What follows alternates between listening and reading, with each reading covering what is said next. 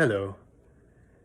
One of the most interesting ideas is the notion of enjoying sadness, of sadness being a pleasurable experience. Sadness is normally something associated with suffering, with pain, with something we try to escape from, quite naturally. However, it's quite undeniable, of course, that there's a certain enjoyment and pleasure which comes from being sad in certain circumstances. You know, people spend hours at night, listening to sad music on Spotify and pining over painful or just sad memories. So, why is that? And how can we develop some good practice routines to perhaps optimize this experience?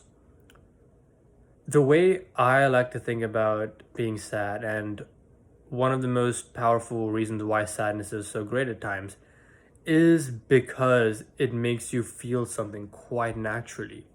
Um, I feel like sadness is not something to escape from when people are trying to escape from being numb, you know? Sometimes you just wake up and there's no feeling inside you, there's no drive, no purpose, no, the world is gray. It's all in black and white. You don't see colors. However, when you're sad and when you enter this state of being sad, your world is filled with colors and it's almost uncontrollable in a way, in the sense that you're overcome with this sadness. And it is certainly quite therapeutic in a way, because the way I look at it is that the experience which overcomes you, the way it makes you feel, the sort of roller coaster you take, is it's so beautiful and natural.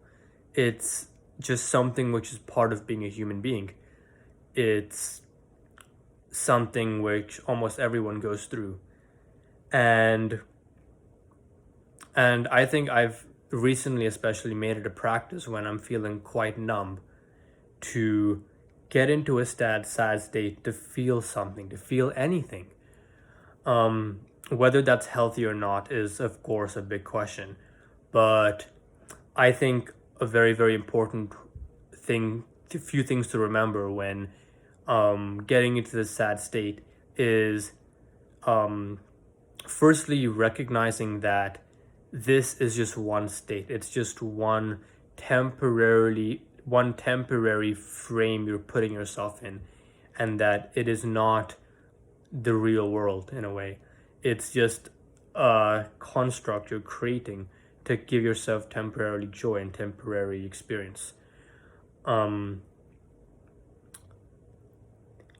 it's incredibly important to remember that your world and your life can sort of be looked at like a story. And remember that you're sad right now because of real experiences, because of raw, natural things going on in your life. Well, 5 years down the line, when you look at your past, when you're going through the albums of nostalgia, do you want to pine over and be nostalgic over being sad? No. You want to you want to experience the wonderful stories you've created for yourself.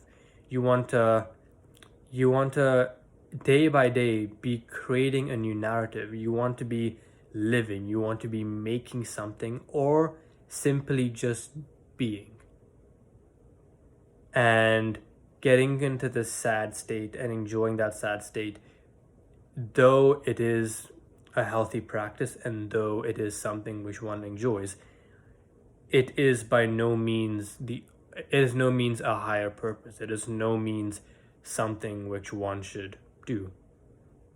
Um, that did not come out right, but you get the point. Why is it nice to be sad? That's I really, really am lost there. The feelings, like, okay, let's say you feel numb, let's say you feel nothing. Then would you rather temporarily experience happiness or sadness? Well, the easy answer obviously is happiness. But But the way sadness overcomes you and the feeling sadness brings to you is it's definitely special. It's definitely special.